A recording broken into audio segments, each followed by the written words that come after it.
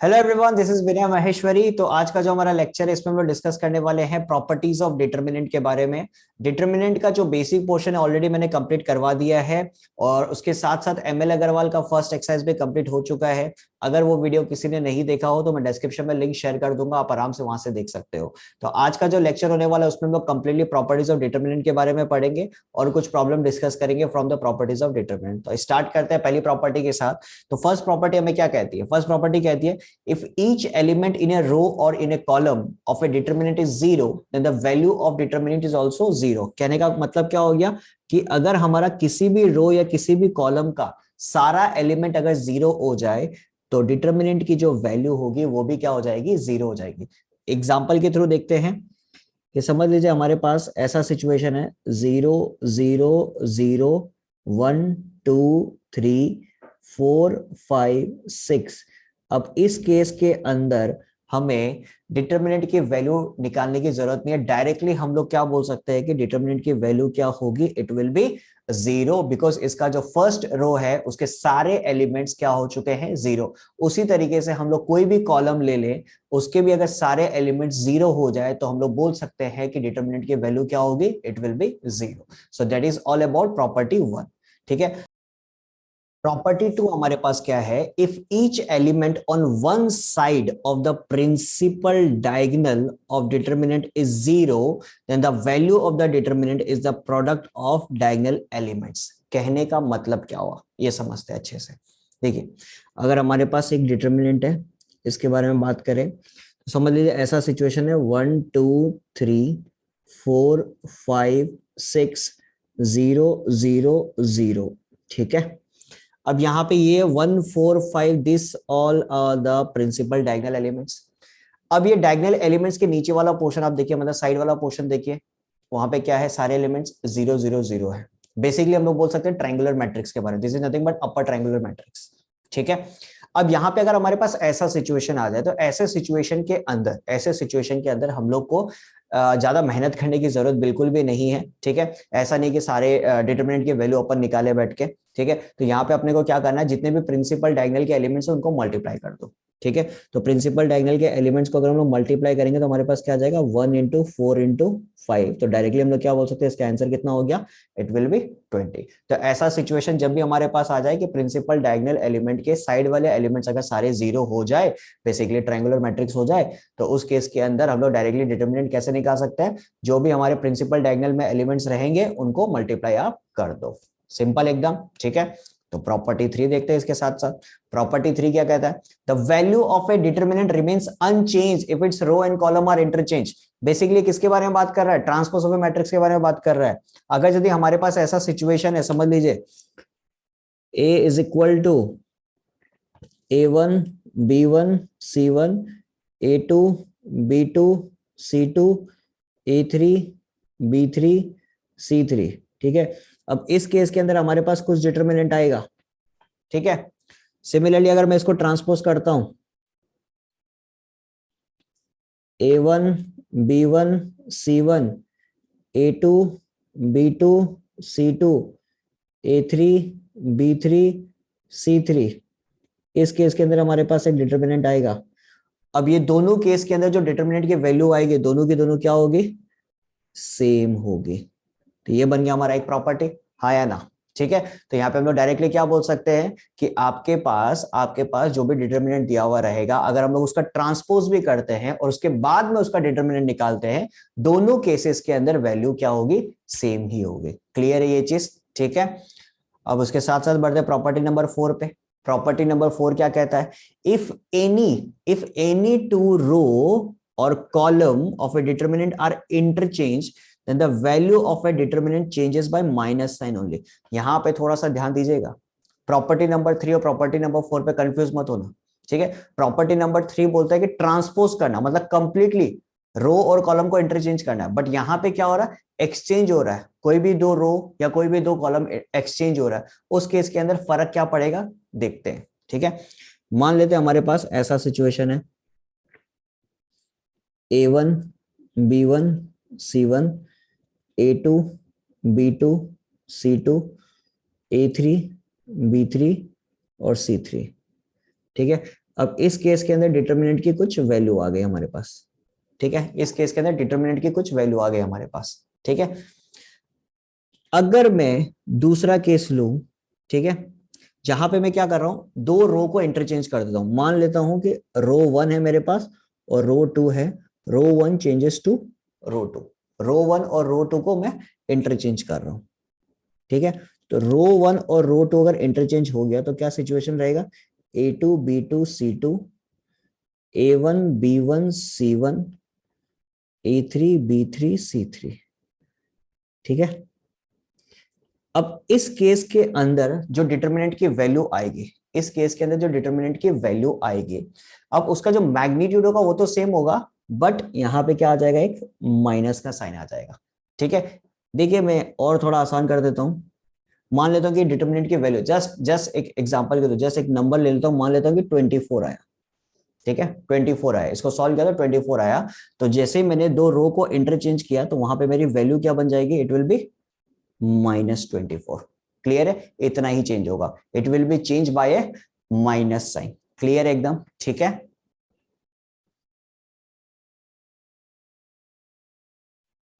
So property number 5 हमारे पास क्या है, if two parallel lines row और column of a determinant are identical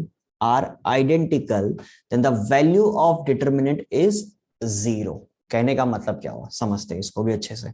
देखिए अगर हमारे पास ऐसा सिचुएशन है कुछ, कि पहला रो है जिसके अंदर एलिमेंट्स है 1 2 3, दूसरा रो है जिसके अंदर एलिमेंट्स है फिर 1 2 3, चौथा है जिसपे समझ लीजिए एलिमेंट्स है 4 5 6। तो यहाँ पे ध्यान दीजिए, जो पहला रो है और जो दूसरा रो है, दोनों के दोनों रो क्या है, आइडेंटिकल है। तो इस केस के अंदर हम लोग को डिटर्मिनेंट की वैल्यू नहीं निकालनी, डायरेक्टली हम लोग बोल सकते हैं कि डिटर्मिनेंट की वैल्यू क्या होगी, इट विल बी जीरो। अगर इसको प्रूफ करना है तो आप इसको सॉल्व करके देख सकते हो, वैल्यू हमेशा जीरो ही आएगी। तो इसे क्या समझ में आता है कि किसी भी दो रो या किसी भी दो कॉलम का एलिमेंट्स आइडेंटिकल है तो हम लोग डायरेक्टली क्या बोल सकते हैं, उसके डिटर्मिनेंट की वैल्यू क्या होगी, जीरो। अगर हमारे पास ऐसा सिचुएशन रहा, अगर हमारे पास ऐसा सिचुएशन रहा 1 2 3, ठीक है, 2 4 6 4 8 9, ठीक है। अब इस केस के अंदर भी, इस केस के अंदर भी हम लोग बोल सकते हैं कि इनकी वैल्यू जीरो होगी। कैसे जीरो होगी, सोचिए, पहला रो और दूसरा रो एक दूसरे पे प्रोपोर्शनल है, पहला रो और दूसरा रो एक दूसरे पे क्या है, प्रोपोर्शनल है। सिंपल सी चीज आप सोचिए, जो दूसरा रो है उसमें से अगर मैं 2 को बाहर निकाल दूं, ठीक है, 2 को अगर मैं कॉमन ले लूं तो हमारे पास क्या आएगा, क्या बचेगा, 1 2 और 3। तो अगेन 1 2 3 और 1 2 3 पहले और दूसरे रो में क्या होगा, सेम होगा। तो हम लोग इसमें भी बोल सकते हैं क्या, कि डिटर्मिनेंट की वैल्यू क्या हो जाएगी, it will be zero. I hope it is clear, ठीक है। तो उसी के साथ बढ़ते प्रॉपर्टी 6 पे।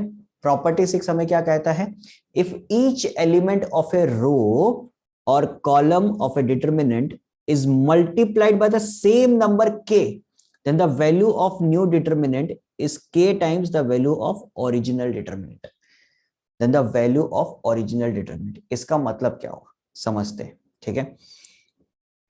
मान लेता हूं कि यहां पे मेरे पास एक डिटर्मिनेंट है, ठीक है, A1 B1 C1, A2 B2 C2, A3 B3 और C3, ठीक है।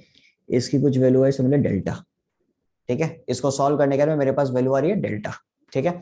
अब मैं क्या कर रहा हूं कि जो हमारा दूसरा रो है, ठीक है, जो हमारा दूसरा रो है उस पे k से मल्टीप्लाई कर देता हूं, R2 मल्टीप्लाइज बाय k, ठीक है। जो दूसरा रो है उसको मल्टीप्लाई किससे कर रहा हूं, k के साथ मल्टीप्लाई कर देता हूं, ठीक है। तो k से मल्टीप्लाई करते मेरे पास क्या आ जाएगा, A1 B1 C1, KA2 KB2 KC2, ठीक है, A3 B3 और C3, ठीक है। तो अब इसको सॉल्व करने पे, इसको सॉल्व करने पे हमारे पास वैल्यू क्या आएगी, it will B k times of delta, it will B k times of delta. एक सिंपल सा चीज बताता हूं, आपके पास एक डिटर्मिनेंट है जिसकी वैल्यू आ रही है समझ लिया 24। अब उसका किसी भी रो को कंप्लीटली किसी भी रो को आप 2 से मल्टीप्लाई कर दो तो 24 मल्टीप्लाई बाय 2 कितना होता है, 48। तो वो 2 से अगर किसी भी रो को मल्टीप्लाई करोगे तो वो जो हमारा डिटर्मिनेंट है वो भी कितने टाइम्स इफेक्ट होगा, वो भी 2 टाइम्स ही इफेक्ट होगा। क्लियर है? तो ये जो हमारा प्रॉपर्टी यही कहना चाहता है कि if each element of a row or a column of a determinant is multiplied by the same number k, then the value of new determinant is k times the value of original determinant. Clear है ये चीज? ये बात समझ में आ रही है अपने को? ठीक है, नेक्स्ट इसी के साथ बढ़ते हैं प्रॉपर्टी 7 पे। तो प्रॉपर्टी 7 हमें क्या कहता? If each element of a row और a column of a determinant consist of sum of two और मोर टर्म्स, ये बहुत इंपॉर्टेंट है, sum of two or more terms, then the determinant can be expressed as sum of two or more determinants whose other rows or columns are not altered, whose other row or columns are not altered। यहां पे चीज को समझते हैं अच्छे से। देखिए हमारे पास ऐसा कुछ सिचुएशन है, समझ लीजिए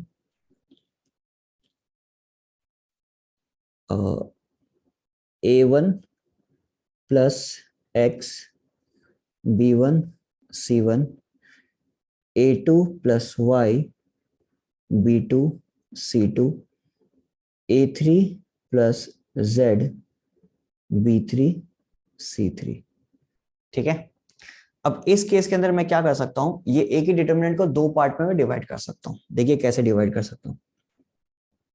एक तो हो गया, हम लोग लिखेंगे a1 a2 a3, दूसरा लिखेंगे b1 b2 b3 c1 c2 c3 plus दूसरा पार्ट क्या हो जाएगा हमारे पास, x y z b1 b2 b3 c1 c2 c3। Clear है ये चीज? तो हमारे पास अगर ऐसा सिचुएशन आ जाए, यहाँ पे आप देख सकते हो ये हमारा जो पहला कॉलम है इसमें दो दो टर्म्स है हमारे पास, a1 plus x a2 plus y a3 plus z। तो ऐसा अगर हमारे पास सिचुएशन आ जाए तो इस केस के अंदर हम लोग क्या कर सकते हैं, इसको दो पार्ट में डिवाइड कर सकते हैं। एक पार्ट हमारा किसका हो गया, a1 a2 a3 का, दूसरा पार्ट किसका हो गया, एक्स वाई जेड का। बाकी जो हमारे दो कॉलम है उनको हम लोगों ने हाथ भी नहीं लगाए, जैसे थे वैसे के वैसे ही है। तो समझ लीजिए ये हो गया हमारा डिटर्मिनेंट 1 और ये हो गया हमारा डिटर्मिनेंट 2। तो इस तरीके से हम लोग एक ही डिटर्मिनेंट को दो पार्ट में डिवाइड कर दिया। तो यही हमारा प्रॉपर्टी 7 कहने का कोशिश कर रहा है। क्लियर एकदम? ठीक है, नेक्स्ट प्रॉपर्टी हमारे पास है, if each element of a row और a column of a determinant be added the equimultiples of the corresponding elements of one or more rows or column, then the value of determinant remains unchanged। बड़ा लंबा सारा line है, ठीक है। इसको simple language में आपको मैं एग्जांपल के थ्रू बताता हूं कि अगर हमारे पास ऐसा सिचुएशन कुछ है, ठीक है, a1 b1 c1 a2 b2 c2 a3 b3 c3, सही एकदम, ठीक है। अब इसमें मैं क्या करने वाला हूं, कुछ चेंजेस करने वाला हूं। चेंजेस जिस तरीके से कि समझ लीजिए c1 को चेंज कर रहा हूं c1 प्लस के c2 के साथ। क्या किया मैंने, जो हमारा c1 है मतलब कॉलम 1, उसको मैं ऐड किसके साथ कर रहा हूं, कॉलम 2 के साथ ऐड कर रहा हूं। बट कॉलम 2 में मल्टीप्लाई क्या कर रहा हूं, के साथ मल्टीप्लाई कर रहा हूं। मतलब जो हमारा कॉलम 2 को उसमें थ्रू आउट मैं के से मल्टीप्लाई करूंगा, ठीक है। तो उससे होगा क्या, देखिए a1 प्लस के b1 a2 प्लस के b2, ठीक है, a3 प्लस के b3 b1 b2 b3 c1 c2 c3, सही एकदम, ठीक है। अब प्रॉपर्टी का यूज करके इसको मैं फिर तोड़ सकता हूं, a1 a2 a3 b1 b2 b3 c1 c2 और c3 प्लस के b1 के b2 के b3 b1 b2 b3 c1 c2 c3, सही है। तो यहां पे आप एक बार नोटिस करो, ये और ये जो स्टार्टिंग में हम लोगों ने लिया था बोथ आर सेम, है नहीं है। मतलब इससे समझ लीजिए आपके डिटर्मिनेंट की कुछ वैल्यू आती और इससे भी आपके पास सेम ही डिटर्मिनेंट की वैल्यू आएगी। सही है।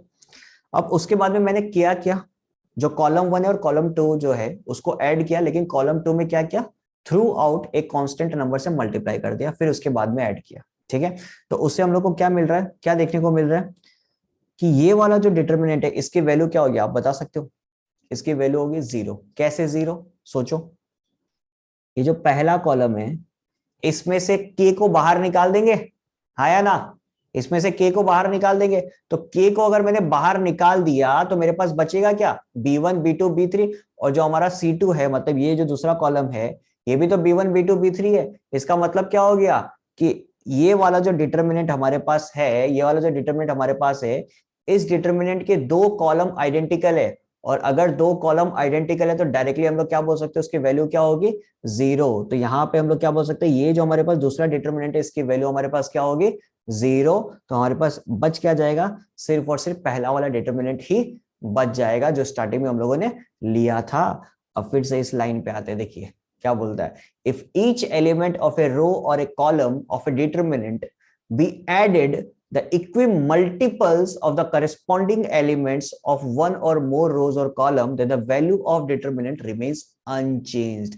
मतलब जो आपका स्टार्टिंग में था वही आपका एंडिंग में रहने वाला है। क्लियर एकदम, ठीक है। नेक्स्ट हमारे पास है प्रॉपर्टी नंबर 9। प्रॉपर्टी 9 हमें क्या कहता है, और ये बहुत इंपॉर्टेंट प्रॉपर्टी भी है, ठीक है।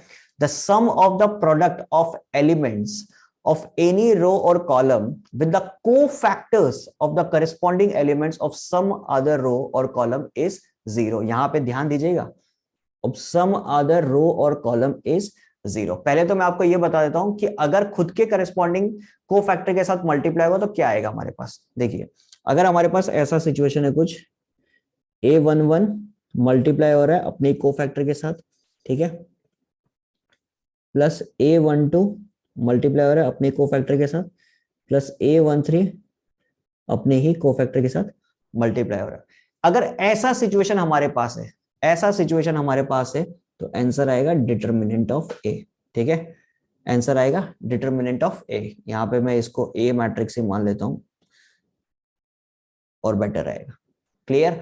बट अगर ऐसा सिचुएशन हुआ A11 मतलब किसी और रो या कॉलम के कोफैक्टर के साथ मल्टीप्लिकेशन हो रहा है एलिमेंट्स का, तो क्या होगा, A21 A22 A23। तो इस केस के अंदर डायरेक्टली क्या हो जाएगा, आंसर 0। यही कहने का कोशिश कर रहा property number 9। The sum of the product of elements of any row or column with the cofactor of corresponding elements of some other row or column is 0। मतलब अपने एलिमेंट्स को अपने ही कोफैक्टर के साथ अगर आप मल्टीप्लाई कर रहे हो तो आंसर आपका क्या आएगा, डिटर्मिनेंट ऑफ दैट मैट्रिक्स। ठीक है, लेकिन किसी और रो या कॉलम के कोफैक्टर के साथ मल्टीप्लाई कर रहे हो तब क्या आएगा आपके पास, आंसर 0। क्लियर एकदम। तो यहां तक हम लोगों ने कंप्लीट कर लिया, जितने भी प्रॉपर्टीज है उनको कंप्लीट कर लिया। ठीक है, एक्सरसाइज 4.2 का जो हमारा पहला क्वेश्चन है, पहला क्वेश्चन क्या कहता है, इवैल्यूएट करना है विदाउट एक्सपेंडिंग, मतलब प्रॉपर्टीज ऑफ डिटर्मिनेंट का यूज करके अपने को इवैल्यूएट करना है। ठीक है, तो पहला क्वेश्चन हमारे पास क्या है, डिटर्मिनेंट दिया हुआ है जिसके अंदर एलिमेंट्स क्या है, 102 18 36 134 17 3 और 6। ये अपने पास 3x3 का डिटर्मिनेंट है। ठीक है, तो यहाँ पे आप देखिए जो अपना पहला रो है, ठीक है, जो अपना पहला रो है 102 है, 18 है और 36 है। यहाँ पे हम लोग क्या देखने को मिल रहा है, 6 का मल्टीपल्स है सब। ठीक है, 17 into 6 is 102, 6 into 3 is 18, 6 into 6 is 36। इसका मतलब क्या हो गया, हम लोग फर्स्ट रो में से 6 को बाहर निकाल सकते हैं। फर्स्ट रो में से 6 को बाहर निकाल सकते हैं। फर्स्ट रो में से अगर 6 को बाहर निकालते हैं तो हम लोग के पास क्या आ जाएगा, 17 3 6 1 3 4 17 3 6। तो यहां पे हम लोग देख सकते हैं कि हम लोग का जो पहला रो है और तीसरा रो है, first row and third row is identical. First row and third row is identical. तो डायरेक्टली हम लोग क्या बोल सकते हैं, डिटर्मिनेंट की वैल्यू क्या होगी, 0। यहाँ पे आप कंडीशन रीजन दे सकते हो, since first and third row are identical, ठीक है। Therefore value of determinant will be 0। बाकी आप 6 के साथ 0 को मल्टीप्लाई करोगे तो ऑब्वियसली आंसर क्या आएगा हमारे पास, 0 ही आएगा, ठीक है। सो नेक्स्ट क्वेश्चन हमारे पास है जिसके अंदर फर्स्ट रो में दिया हुआ 2765, सेकंड रो में दिया हुआ 3875 और 5986, ठीक है। तो अब इस केस के अंदर हम लोग क्या कर सकते हैं, कुछ ऐसा सिचुएशन हम लोग क्रिएट कर सकते हैं कि हम लोग का थर्ड कॉलम और फर्स्ट कॉलम सेम हो जाए। जैसे कि अगर हम लोग ऐसे करें, C1 changes to C1 plus 9C2, ठीक है। C1 मतलब फर्स्ट कॉलम है, फर्स्ट कॉलम चेंज किस पे हो रहा है, फर्स्ट कॉलम प्लस 9C2, मतलब जो हम लोग का सेकंड कॉलम है उसमें थ्रू आउट में किससे मल्टीप्लाई कर रहा हूँ, 9 से मल्टीप्लाई कर रहा हूँ। तो इससे फायदा क्या होगा, देखिए 2 प्लस 9 × 7 63, तो ये क्या हो जाएगा हमारे पास 65। फिर 9 × 72 प्लस 3 75, फिर उसके बाद में 9 × 9 = 81 प्लस 5 86, और सेकंड कॉलम जैसा है वैसा ही रहेगा, 7 8 9 65 75 और 86। तो अब डायरेक्टली हम लोग इसकी वैल्यू क्या बोल सकते हैं, डिटरमिनेंट की जो वैल्यू होगी इट विल बी 0। क्यों 0 होगी, बिकॉज C1 और C3 आइडेंटिकल है। ये आप कंडीशन आराम से लिख सकते हो, since C1 and C3 both are identical, therefore the value of determinant will be 0। सही है। नेक्स्ट थर्ड क्वेश्चन में हमारे पास फर्स्ट रो में दिया हुआ 135, सेकंड रो में 7 9 11, थर्ड रो में 13 15 17, ठीक है। तो अब इस केस के अंदर भी हम लोग देखिए क्या कर सकते हैं, यहाँ पे हम लोग ये लिख सकते हैं R3 changes to R3 plus R1, ठीक है। तो इससे हमारे पास फायदा क्या हो जाएगा, देखिए 1 3 5 ये जैसा वैसा ही रहेगा, 7 9 11, अब 13 प्लस 1 कितना हो जाएगा 14, 15 प्लस 3 18, ठीक है। 17 प्लस 5 22, ठीक है। अब दूसरे स्टेप पे हम लोग क्या कर सकते हैं, जो हमारा R3 है उसमें से हम लोग क्या बाहर निकाल सकते हैं, उसमें से हम लोग 2 कॉमन निकाल सकते हैं, ठीक है। तो अगर हम लोग 2 कॉमन निकालते हैं फ्रॉम R3, तो हम लोग के पास क्या बचेगा, 1 3 5 7 9 11 7 9 11, अगर हम लोग 2 बाहर निकालते हैं तो, ठीक है। तो इसे हम लोग को क्या समझ में आ रहा है कि R2 और R3, ठीक है, R2 और R3 both are identical, therefore the value of determinant will be 0. I hope it is clear.